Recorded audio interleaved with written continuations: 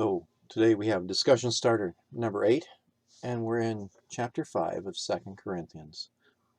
If you remember back in chapter 4, we talked about the treasure in jars of clay. And as Paul draws that chapter to a close, he begins to paint the picture of the fact that each and every one of us, no matter who we are, has a certain point in time where we will leave this life behind. So that as he gets to chapter 5, he starts to talk about that next step. In other words, this step is life. We live life as if Christ is in us, and that we have this treasure of Jesus Christ in fragile jars of clay, which is our body.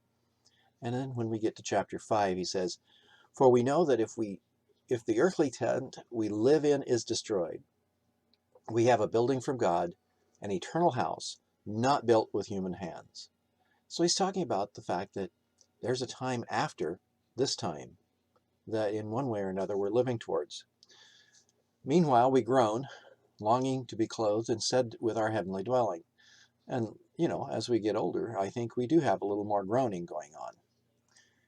"For while we are in this tent, we groan and are burdened, because we do not wish to be unclothed, but to be clothed instead with our heavenly dwelling, so that what is mortal may be swallowed up by life." Now, the one who has fashioned us for this very purpose is God, who has given us the Spirit as a deposit guaranteeing what is to come. Each and every one of us as Christians has been given the Holy Spirit. Some of us live into that Holy Spirit more than others, but it's still been given to each and every one of us as a guarantee.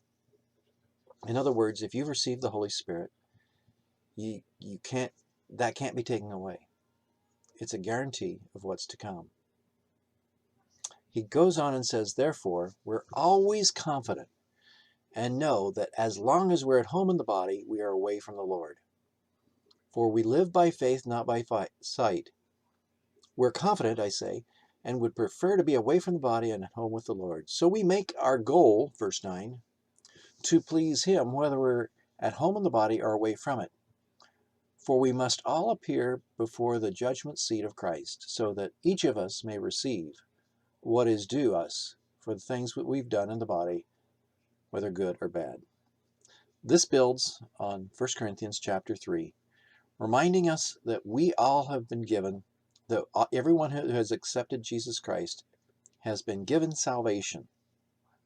But each and every one of us has the privilege of building upon that salvation for what comes in the future. So there's two things I think we need to talk about in this one. The first question for your discussion would be, are you looking forward to your heavenly body? In other words, the tent, the taking down of the tent being destroyed, well, that's death. And that's going to be a part that each and every one of us takes in at some point. I don't fear death. It's the dying part I'm not excited about. The second question is, so how's that deposit working for you? The deposit of the Holy Spirit into your life, guaranteeing what is to come. Do you feel the Holy Spirit at work in your life? Can you attest to the fact that God is with you and working in and through you to accomplish His will? The third question is equally important, and it's about the same question I asked when we were studying back in 1 Corinthians chapter 3. So what are you building with?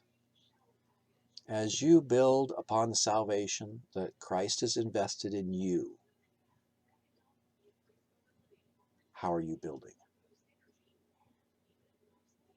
And it's definitely something that we need to think about, especially as we continue in chapter 5 of 2 Corinthians.